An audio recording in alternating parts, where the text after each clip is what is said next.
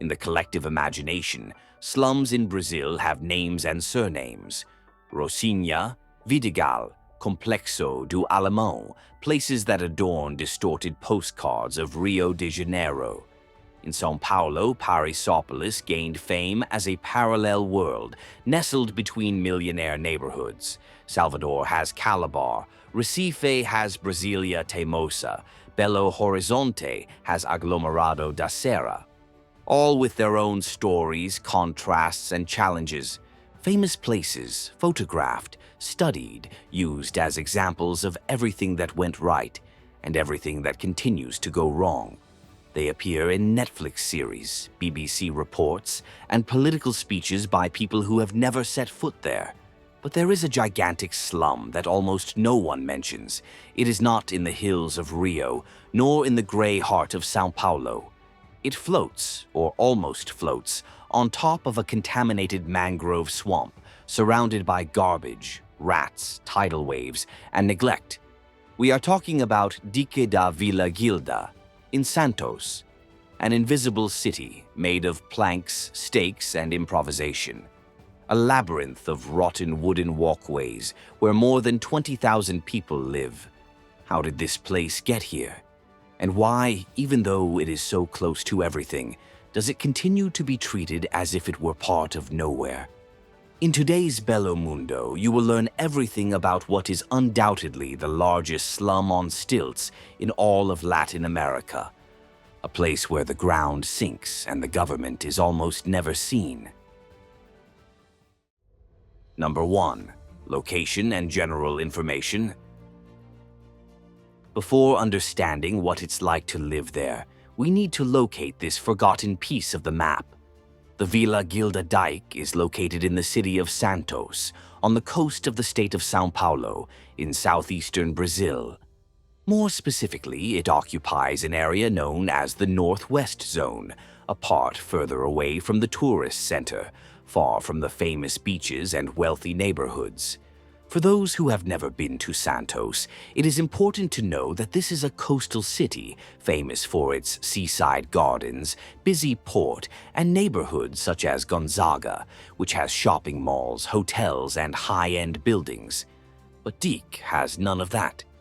It is located on the border with the neighboring city of São Vicente, in a region where tourist glamour gives way to fragile stilt houses, muddy streets, the smell of sewage, and a total lack of infrastructure. And at the center of this contrast runs the Rio dos Bugres, which was once a mangrove swamp, but today is basically an open-air sewage canal. The favela stretches for more than 4 kilometers along the river. And yes, it is considered the largest stilt village in all of Latin America. More than 20,000 people live, literally, on top of the water. The houses are supported by wooden stakes driven into the mangrove. There are no foundations, no sidewalks, no streets. What connects one house to another are narrow, improvised planks that look more like walkways suspended in nothingness. And beneath them flows a mixture of dirty water, garbage, and risk. It feels like being in another world, a parallel world where the city ends and a collective improvisation begins, surviving on its own. Everything there is precarious. Electricity comes from clandestine connections, water arrives in gallons or by tanker trucks, and sewage goes straight into the river. And yet, this is where thousands of people wake up every day, put on their flip-flops, and go about their lives on top of the tide. But how did it all start? Who decided to live on top of the water? The answer comes from far away and begins with a construction project that changed everything. Number 2. Origins and history of the community. The history of Dique da Vila Gilda did not begin with houses. It began with a government project. Back in the 50s, a dike was built to try to contain the mangrove waters and drain the area, which until then had been flooded. The idea was to open drainage channels and prepare the land for urban development. However, the project had an unexpected effect. The dike became a strip of elevated land, with the river on one side and a growing working-class neighborhood on the other. And as happens with all areas neglected by the government, it didn't take long for someone to occupy it. In the early 60s, the first shacks appeared. They were just a few families, simple people without access to formal housing, who took advantage of that piece of dry land to build a place to live. These families came from various places. Some were from the surrounding area, such as Mataduro, an old working-class neighborhood nearby. Others came from poorer neighborhoods in the city. There were also people from neighboring states, such as Minas Gerais and Bahia. Many people arrived there looking for work in the port of Santos, in fishing or construction. But with rents out of reach and very little affordable housing available, improvisation became the norm. First came the shacks on dry land. Then, when there was no more room, the stilt houses began. Houses built on wooden stilts driven directly into the mangrove swamp, extending out over the river. Each new house was built with whatever was available: old wood, zinc roofing, plywood, tarpaulin. No foundations, no approved plans. The more precarious the construction, the further from the shore. The dike stretched out, board by board, until it became a floating city. In the 70s and 80s, the occupation spread for good.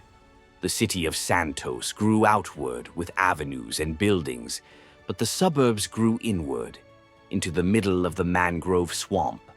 And the dike became synonymous with oblivion, a place that didn't appear on maps, but was already home to thousands of people.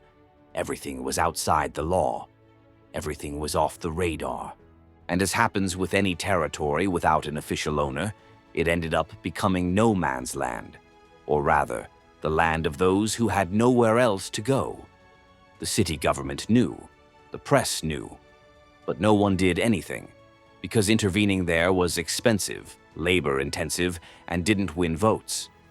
That is how, without planning, support, or infrastructure, the Vila Gilda dike became what it is today, the largest stilt village in Latin America, born out of a public works project and raised on neglect. Number 3. Daily life of the residents. Living in this place is like walking through a minefield every day, only made of rotten wood. The houses are suspended on stilts driven into the mangrove swamp, and everything around them looks like it's about to collapse. The walkways connecting one house to another are narrow, poorly nailed planks that creak with every step. Children run around as if it were normal, and for those who live there, it is. There are no streets, no sidewalks, no garbage collection. Drinking water arrives in gallons when it arrives. In most houses, the light comes from makeshift lamps strung from the poles. Everything is improvised. Life happens on top of the tide. Some days the river rises and comes in through the front door. Sewage, which already runs in the open, comes back through cracks in the floor. Some residents tie their furniture to the walls so they don't lose everything when the water comes in. Others raise the floor with cement and bricks, trying to escape the next flood. And even with all this, the community manages. There is a grocery store, a bar, and a makeshift beauty salon. Neighbors help each other repair the bridge. One lends a gas cylinder, another shares a bucket of water. Solidarity holds together what the state has abandoned. Only those who live there understand what it is like to wake up every day, knowing that if it rains hard, they could lose everything, and yet carry on regardless. Number 4. Poor infrastructure and environmental risks. As expected, structural problems are enormous. The lack of basic sanitation not only causes bad smells and dirt, it also brings disease.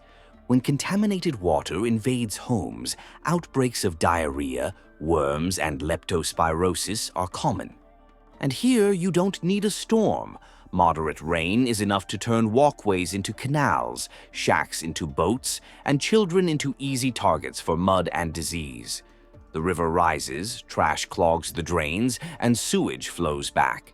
Some places become islands for hours, sometimes for days. The soil doesn't help either. It used to be a mangrove swamp, remember? The ground is soft, damp, salty mud that slowly swallows everything. The houses, built on wooden stilts, sink over time.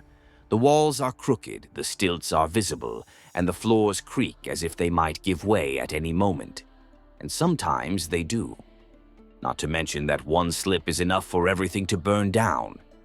That's why, in 2024, the residents themselves started taking fire brigade courses. The idea is to teach residents how to respond to emergencies in wooden houses, where everything burns quickly and help can be slow to arrive, or not arrive at all. Because in Deek, if a house catches fire, there are no fire hydrants and no fire trucks on the corner. It's just you, a bucket, and despair.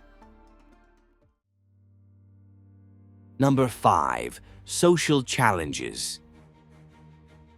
Socially, Deek da Vila Gilda carries the weight of years of invisibility. Part of the territory doesn't even appear on official city maps, and that has a real effect. No map, no street name, no known address. There's no data. There's no monitoring. There's no public policy that works. There are houses there that don't have a zip code, children who take a long time to get a place in daycare because the system doesn't recognize the address, streets with no names, documents with invented locations. It's as if, for the system, those people don't exist. They live in a part of the city that, officially, isn't even a city. Newspapers have called Deek a forgotten neighborhood, and if we think about it, it's not an exaggeration. While families in the affluent part of Santos have healthcare, schools, and transportation just a few blocks away, access to these services is precarious in Deek. The difference is even apparent in the numbers.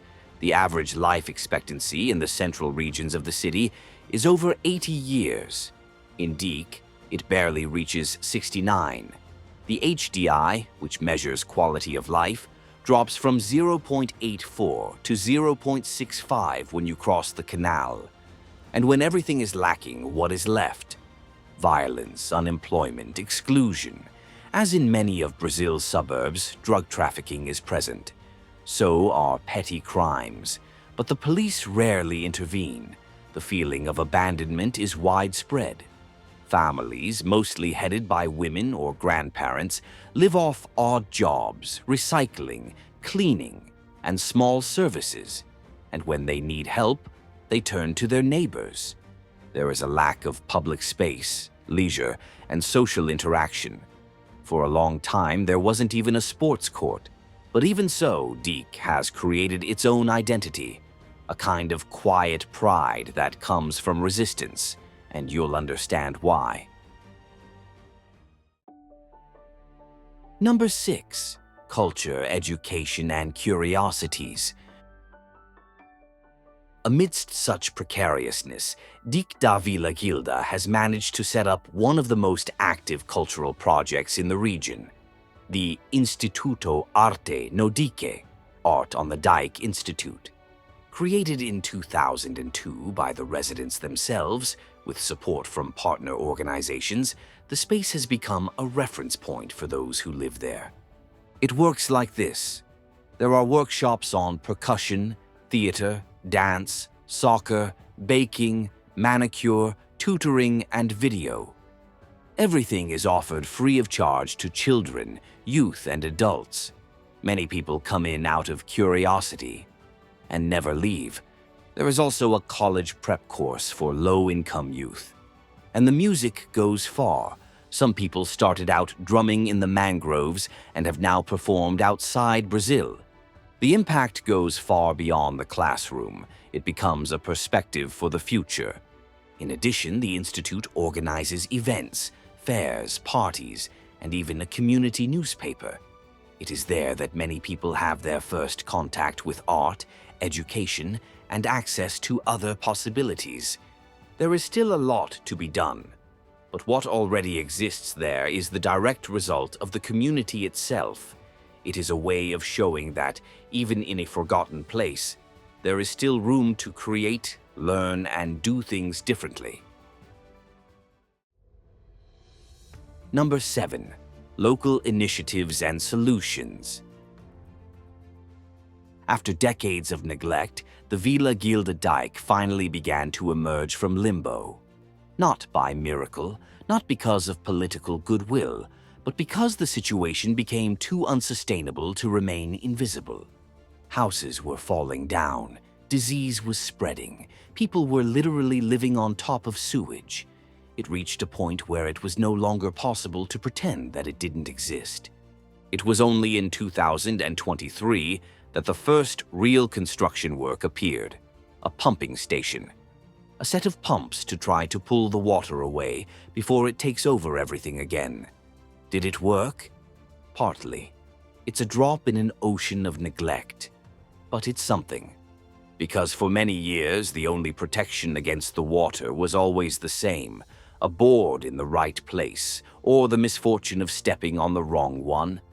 After that, new promises came. The main one: a pilot project to build elevated, safe homes with minimal infrastructure, keeping residents in the same area. The idea is to urbanize without evicting people.